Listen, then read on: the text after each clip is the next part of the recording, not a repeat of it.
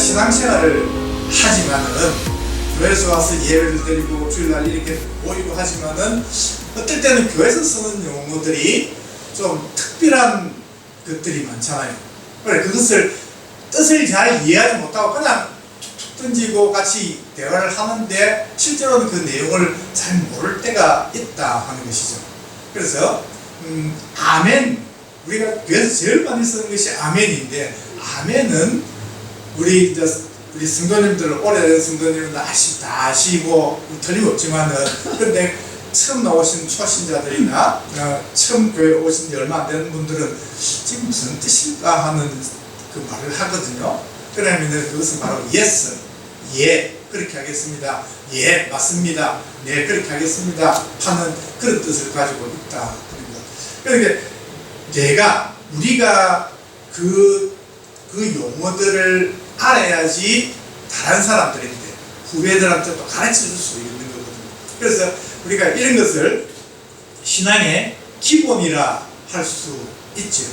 그래서 우리가 교회에 와서 하나님을 믿고 하나님 보내신 아들 예수 그리스도로 말미암아 그 믿는 믿음으로 우리가 구원을 받는다 또 하는데, 구원을 받는다는 걸까요? 생명을 얻는다는 거죠. 건짐을 받는다는 뜻이거든요. 그래서 이렇게 구원, 예수, 또 때로는 예수님을 다른 표현으로는 메시아 이런 식으로도 하는데, 과연 그런 뜻들을 우리가 알고 있어야 된다는 거예요. 그래서 오늘 우리가 예수님의 탄생을 지금 보고 있거든요. 그래서 예수라는 이름의 뜻을 뭘까요? 예수님의 예수라는 이름의 뜻은 자기 백성들을 구원하신다는 구원자라는 그런 의미를 가지고 있는 이름이에요. 그래서 구약 성경에는 메시아라고 하거든요. 그래서 아마 메시아라는 말을 많이 들어보셨을 거예요. 그래서 예수라는 이름이 바로 구원자고, 메시아가 구원자예요. 뜻이 구원자라는 뜻이죠. 그리고 크라이스트, 지저스, 이것들이 전부 다 똑같은 동일한 내용의 그 예수님을 지칭하는 구원자라는 그런 뜻을 가지고 있다 하는 것입니다.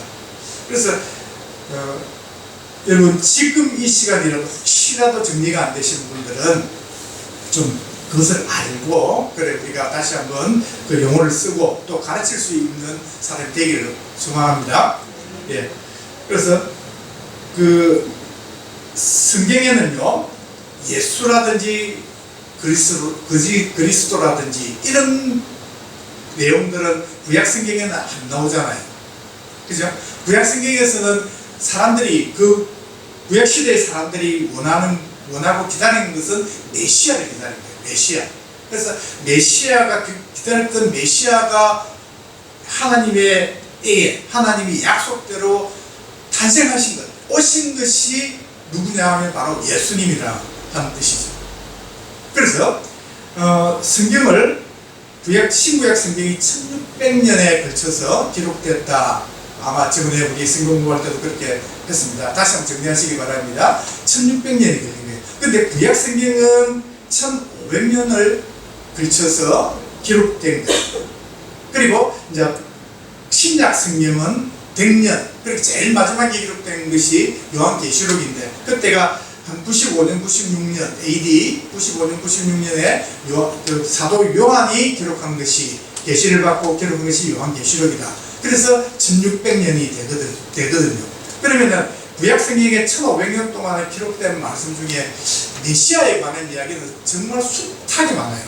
그 중에서 우리가 좀 한 몇 가지만 본다면은 1500년 전에 모세에 의해서 출애굽을 하잖아요. 그러니까 애굽 나라, 큰 나라죠. 그 애굽에서 종살이하던, 정말 노예로 살던 그 이스라엘 백성들을 하나님께서 모세를 통해서 건져내시는 그 이제 해방이죠.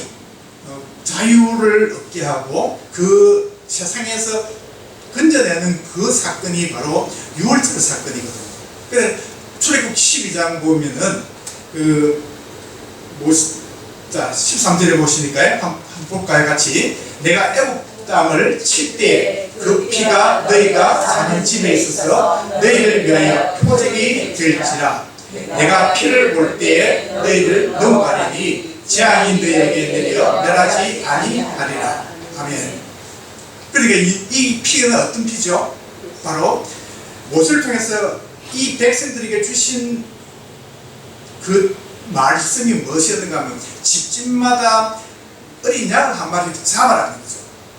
그래서 잡아오면은 죽이면은 양을 살아있는 양을 죽이면은 피가 나오잖아요. 그 피를 가지고 자기 집 대문, 문 있죠, 그죠? 문 좌우 임방과 좌우 설주와 위에 임방에다가 이 피를 발라 놓으면은 그때 하나님께서 천사를 보내갖고 애굽 땅을 칠 때 그 피가 너희 가운데 있으면, 너희 집에 있으면은 그 집은 하나님께서 넘어가시겠다는 거죠. 그런데 그 피가 없는 집은 모두 다 죽이겠다는 거예요. 그래서 집집마다 장자들이 다 죽었단 말이죠. 그 사건을 통해서 이제 출애굽을 할 수 있도록 하나님께서 마지막 역사를 하신 것이거든요.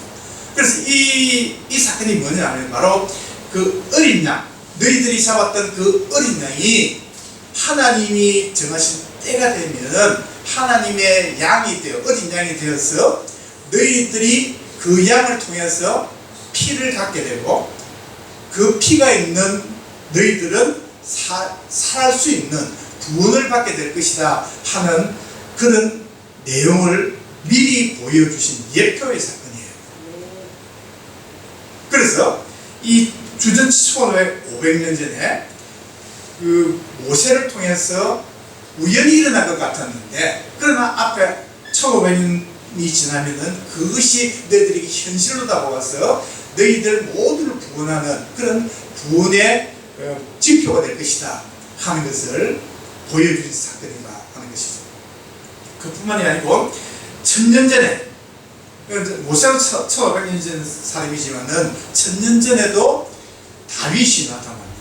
다윗, 이제 가나안 땅에 들어가지고 그 이스라엘 왕국을 세우죠. 나라를 세우는데 그 다윗이 성령에 감동되어서 고백했던 것이 시편 22편이에요.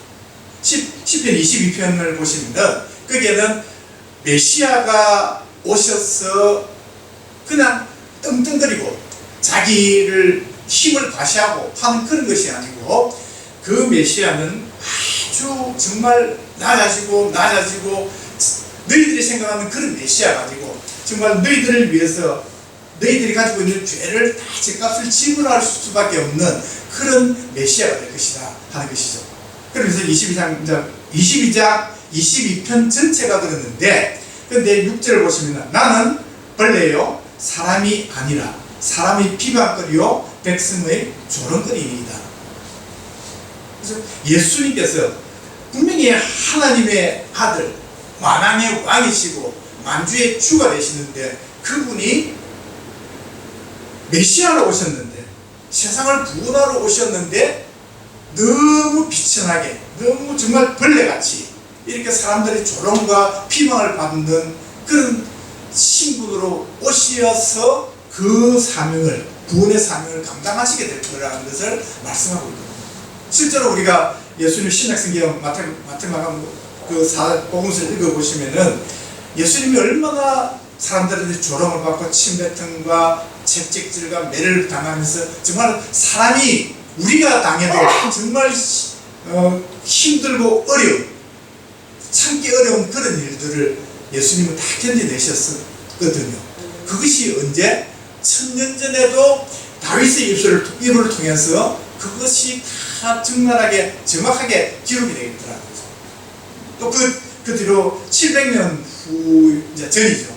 700년 다윗으로부터 한 300년 정도 지나서 미가가 있습니다.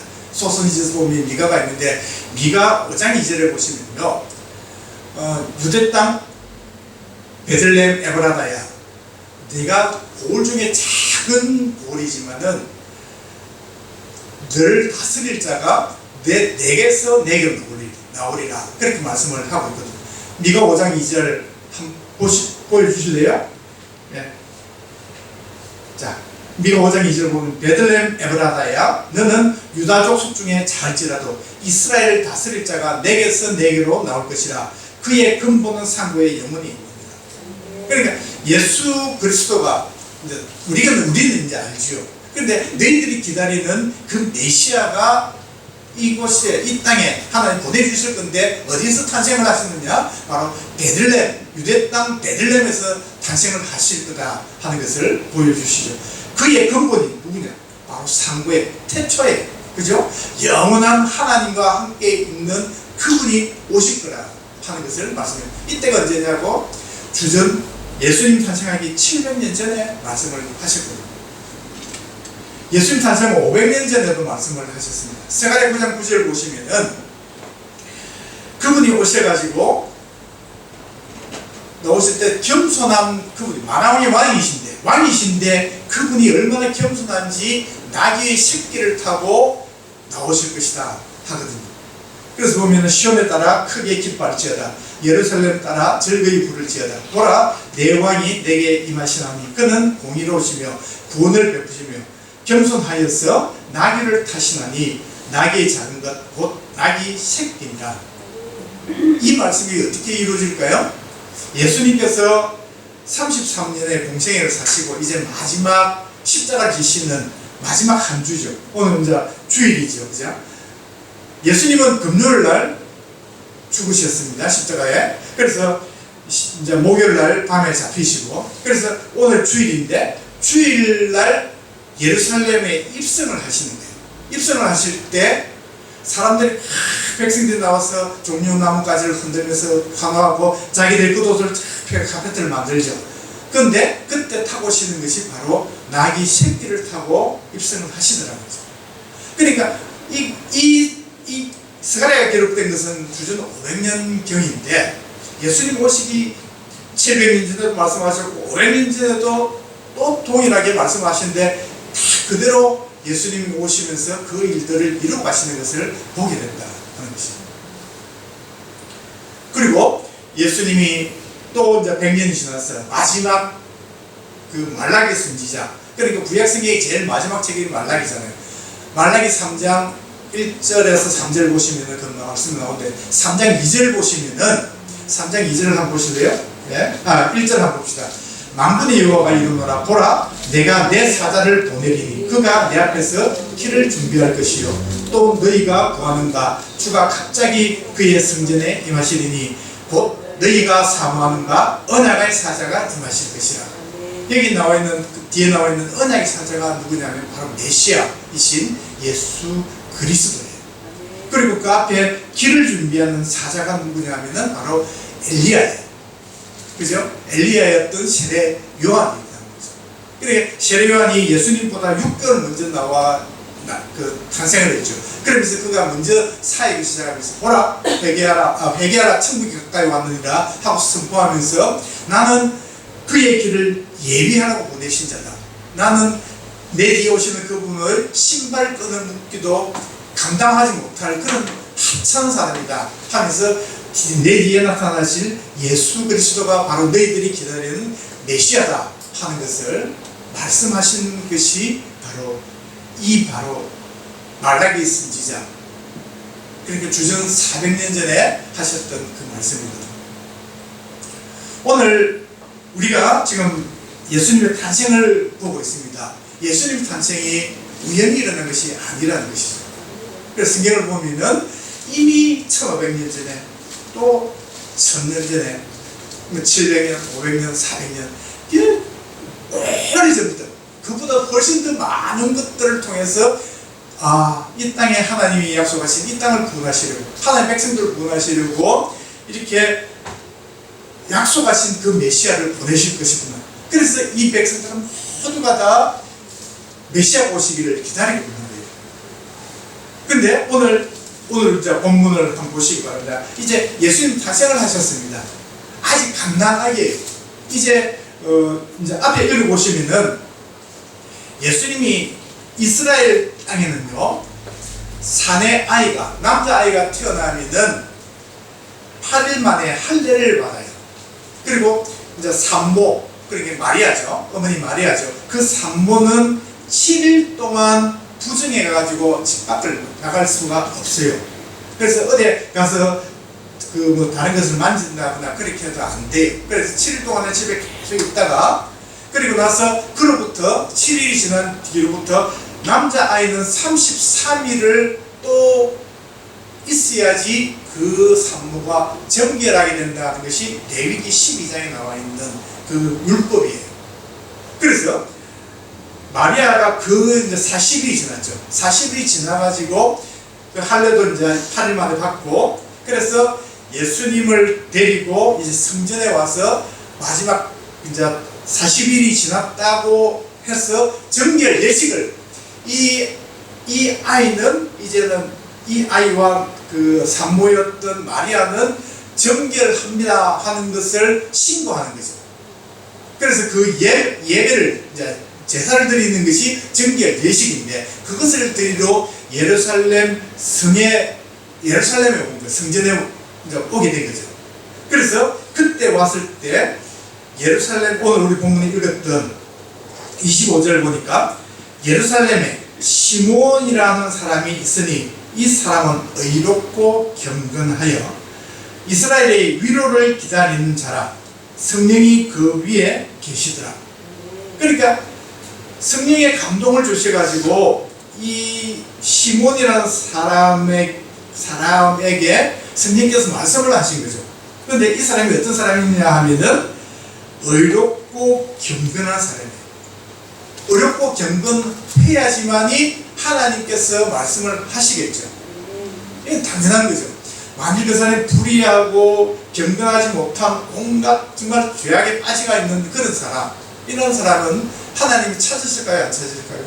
안 찾으시죠. 절대 그는 하나님의 백성이 될 수 없는 거고요. 그래서 의롭고 경건한 이 시몬을 하나님께서 감동을 주셨는데 뭐라고 말씀을 하셨는가 하면 26절에 우리 같이 한번 읽어볼까요? 26절 시작. 그가 주의 그리스도를 보기 전에는 죽지 아니하리라 성령의 지시를 받았더니, 그래, 그가 주의 그리스도, 그러니까 메시아를 보기 전에는 네가 절대 나이가 많아도 어떤 경우가 있어도 죽지 않을 것이다. 이런 감동을 가지고, 그러면 이 사람이, 나이 많은 이 시몬이 뭘 할까요? 성전에 와가지고 기도하겠죠. 주님, 언제 주님이 보내주시는 메시아를 내가 보게 될까요? 언제 만나게 됩니까? 어떤 분이 옵니까? 온갖 생각과 그런 기도를 했었겠죠. 그래서 네가 그리스도를 봐야지, 주를 봐야지 네가 죽게 되지, 아무리 해도 네가 죽을 일은 없을 것이다, 그렇게 말씀을 하셨다는 거죠. 그래서 27절에 성령의 감동으로 성전에 들어가며 마침 부모가 올 율법의 관례대로 행하고자 하여 그 아기 예수를 데리고 오는지라. 그 예수를 마리아와 요셉이 데리고 오는 그 예수님의 그 갓난 아기, 지금 난지 이제 40일이 겨우밖에 지나지 않는, 아직 100일도 되지 않은 그 아기를 보는 순간 그 아기를 자기가 안게 되죠. 그죠? 그러면서 29절에 시몬이 아기를 안고 하나님을 찬송하여 이르되, 주제여, 하나님이란 뜻입니다. 주제여 하면은 이제는 말씀하신 대로 종을 평안히 놓아 주시노다. 이제는 제가 주님 앞에 가겠군요. 이제는 내가 평안히 죽을 수 있겠습니다 하는 그런 고백을 지금 하죠. 내 눈이 주의 구원을 보았사오니 이는 만민 앞에 예비하신 것이요 이방을 비추는 빛이요 주의 백성 이스라엘의 영광이니이다 하니. 이런 고백, 이 아이가 하나님이 보내주신다는 그 메시아, 바로 이스라엘을 위로해주고, 지금 이스라엘은 어떤 상황에 있습니까? 로마의 압제를 받고 있는 거예요. 물론 뭐 생활을 다 하겠지만은 로마의 압제를 받고 있기 때문에 그들에게는 완전한 자유가 없는 거예요. 항상 마음에 유대인들은 생각하기에 우리가 하늘 보내주신 그 메시아를 통해서 우리가 다시 한번 회복되기를 간절히 소망하죠. 그런데 우리가 알아야 될 것은 이스라엘 백성들, 유대인들은 하나님께서 메시아를 보내주셔가지고 그 메시아를 통해서 우리를 어떻게 자유를 주실 건가, 어떻게 해방해 주실 건가, 어떻게 구원을 베풀어 주실 것인가를 나름대로 생각하겠죠. 그렇게 기도할 것입니다. 그래서 사람들의 생각과 눈높이를 가지고 보면은 로마 저 아무리 강하고 아무리 강한 그 군대를 가지고 있다 하더라도 그 메시아가 오면은 완전히 뒤엎어버리고 우리나라가 우뚝 서게 될 것이다. 우리가 저들을 더 물러올 수도 있겠다 생각을 하겠지. 내가 지금 아무것도 가진 것 없지만은 하나님께서 역사하신다면 내가 완전히 역전을 시켜가지고 내가 더 높아지고 내가 더 많은 것을 가지고 많은 권력을 가질 수도 있겠다 하는 생각을 사람들은 다 가질 수 있을 것입니다. 그런데 하나님께서 메시아이신 그리스도 예수님을 이 땅에 보내주셔가지고 하신 일이 뭘까요? 그 예수 그리스도를 정말 힘없이 아무런 저항 없이 정말 많은 사람들의 비방과 조롱거리로 있다가 겨우 십자가에 못 박혀 죽으신 거예요.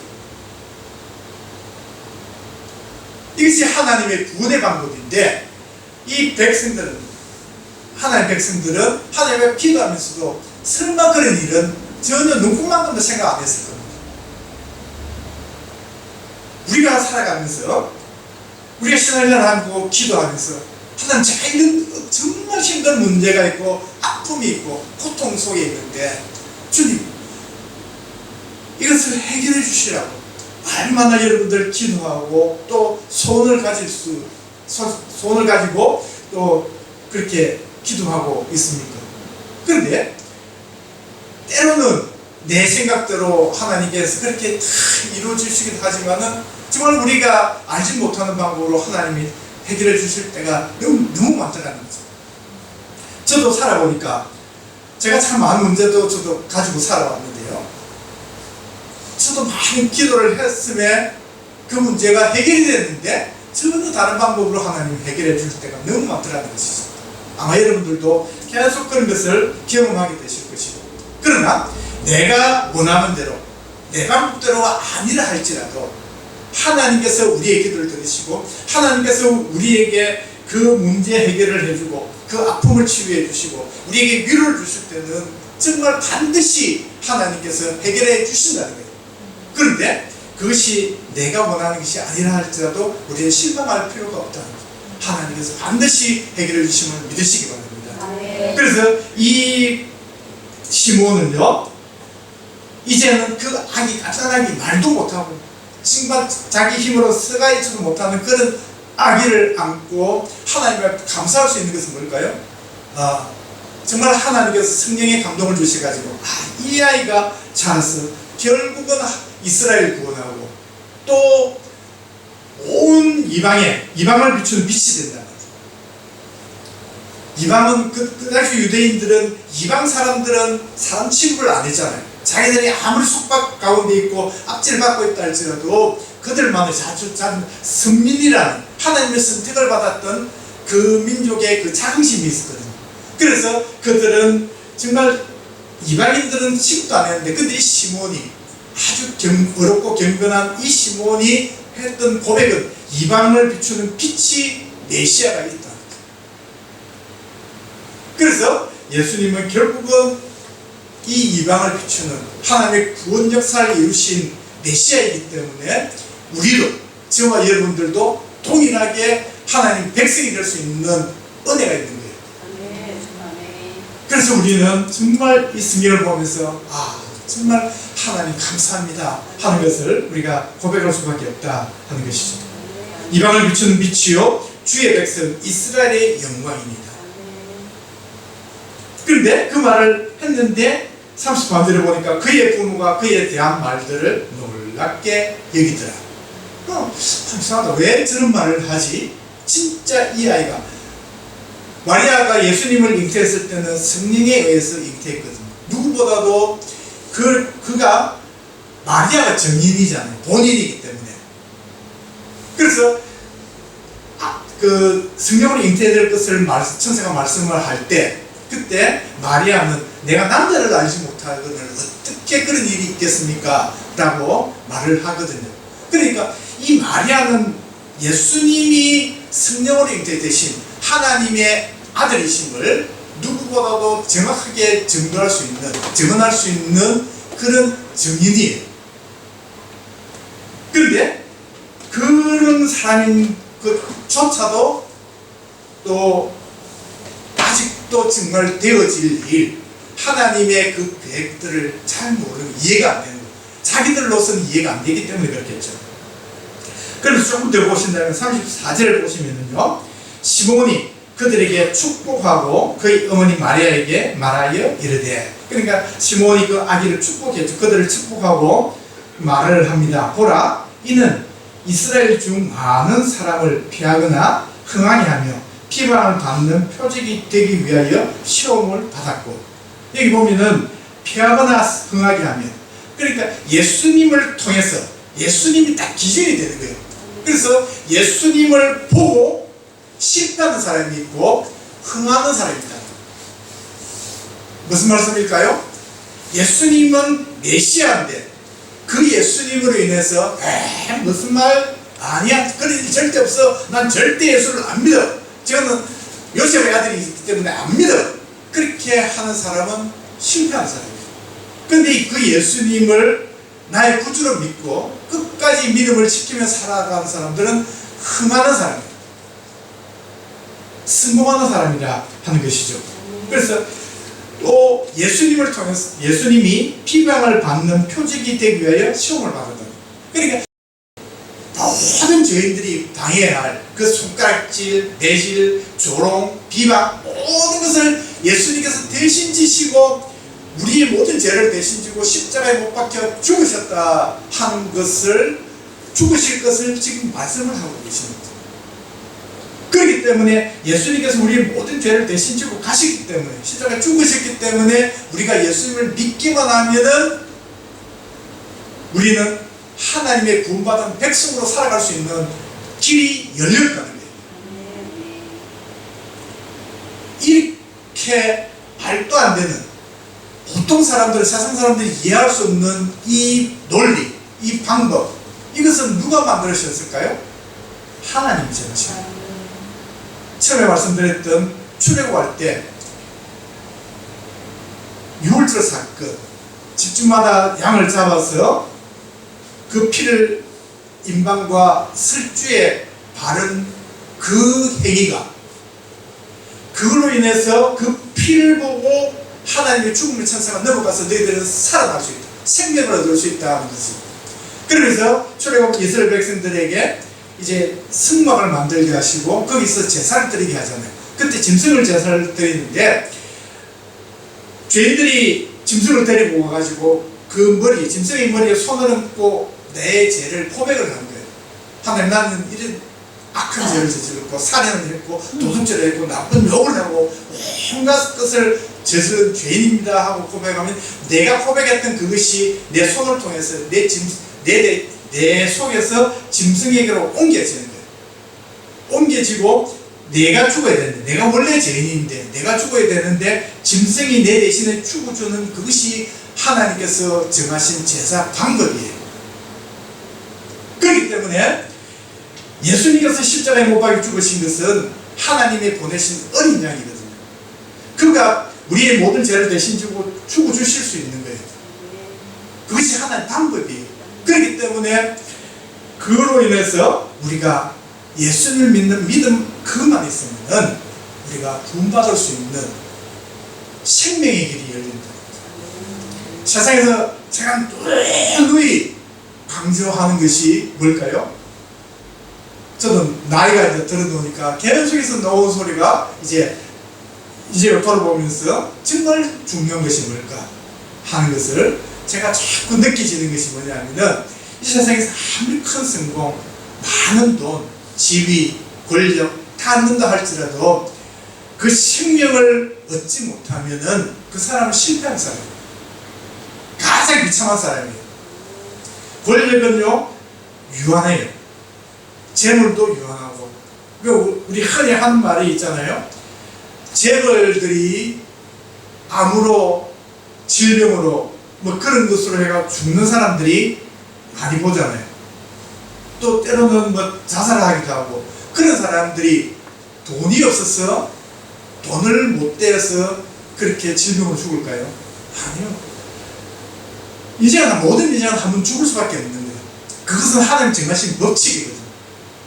근데 막상 딱 인생을 정리할 그때가 되면은 정말 내가 영원히 살 수 있는 생명을 가지고 있느냐, 그렇지 않느냐, 딱 그 두 가지 방법, 길밖에 없어요. 성공이냐 실패냐.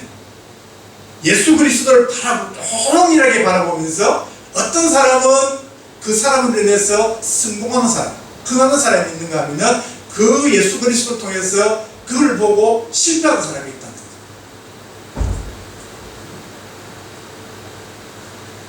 그래서 오늘 시몬은요, 이 34절에 보라, 이는 이스라엘 많은 사람을 패하거나 흥하게 하며 비방을 받는 표적이 되게 하기 위하여 시험을 받았고, 또 칼이 내 마음을 찌르듯 하리니 이는 여러 사람의 마음의 생각을 드러내려 함이니라 하더라. 정말 칼로, 열의 칼로 우리의 심장 패고 마음을 다 찔러 쪼개는 그런 놀라운 역사를 일으키는 분이 바로 예수 그리스도, 예수님의 그 말씀, 성경 말씀이라 하는 것이죠. 오늘 제가 제목을 주님을 기다리는 사람, 이 예루살렘 성전에 나와서 이 나이 많은 시몬이 주님의 감동을 받고, 성령의 감동을 받고 누구를 기다렸을까요? 주님을 기다립니다. 주님은 누구입니까? 예수님이거든요. 그러니까 주님 할 때 주는 주인 주자예요. 주인 주자. 그죠? 우리가 예수님을, 하나님을 주님 이렇게 고백을 한다면은 이것은 바로 하나님께서, 예수님께서 나의 생명의 주인이 되십니다. 내 삶의 주인이 되십니다. 나는 정말 보잘것없는 하나님의 종에 불과합니다. 내가 주인이 아니고 내 삶의 주인은 하나님이십니다 하는 그것을 고백하는 것이 바로 주님이라는 그 단어거든요. 그래서 여러분들 주님을 잘 부르시기 바랍니다. 우리가 주님을 주님이라 고백할 수 있는 것, 이것은 아무나 할 수 있는 것은 아니거든요. 정말 복된 사람들만 할 수 있는 그 고백이 될 줄 믿습니다. 그래서 이 주님을 기다리는 사람이 바로 이 시몬이었다 하는 것이죠.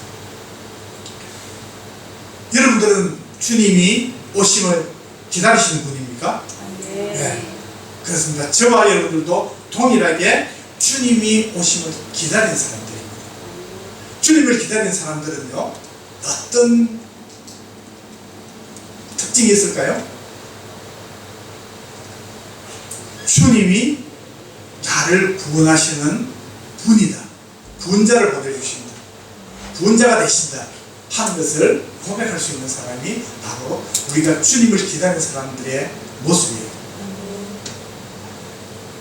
때로는 성경을 쭉 보시면은요, 하나님의 신실한 종들, 구약시대에 그래 하나님의 부름을 받았던 선지자들, 하나님의 말씀을 대언하던 하면서도 온갖 어렵고 힘든 그런 과정들을 겪을 때가 너무 많아요. 사람들로부터 책망을 받고 욕을 당하고 조롱을 당하면서 때로는 매질을 당하면서, 또 신약 시대도 마찬가지고 하나님의 주님이 오셔서 주님이 택하신 그 12명 그 제자들도 마찬가지예요. 그들이 얼마나 힘들고 어려운 일들을 많이 하는 거죠.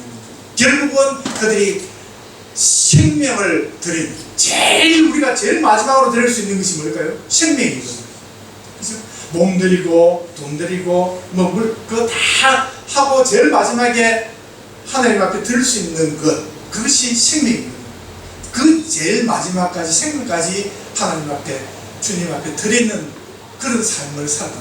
그런데 그 과정들이 얼마나 어렵고 힘들어요. 호의호식한 사람들은 아무도 없습니다. 그래서 우리가 주님을 기다린다. 내가 정말 12월 25일이 성탄절이기 때문에 이번 성탄절을 기다리면서 예수님의 오심을 다시 한번 생각하면서 내가 살아가는 사람이 되어야 되는데, 그렇게 하는 우리는 어떻게 살아야 될까요? 내 마음에는 분명히 나는 주님을 기다리고 주님이 나에게 생명을 주시고 나를 보내주시는 분임을 믿습니다. 그러나 나에게 닥치는 것은 많은 어렵고 힘든 일들이기 때문에, 그럼에도 우리가 포기하지 않고 낭망하지 않고 끝까지 믿음으로 살아간다면 주님의 오심이 결코 헛되지 않고 주님께서 반드시 그날에 우리를 세워주시게 될 줄 믿습니다. 우리가 이런 믿음으로 살아야 됩니다. 그래서 성경이 제일 마지막 책이 요한계시록이죠. 요한계시록 22장까지 있는데 22장 20절에 보시면은 내가 속히 오리라 그렇게 말씀을 하시거든요. 그럴 때 아멘, 요한은 이렇게 합니다. 아멘, 주 예수여 오시옵소서. 그것을 아람어로 마라나타 이렇게 하거든요. 마라나타는 뭐냐? 아멘, 주 예수여 오시옵소서. 예, 주님 오십시오. 그렇습니다.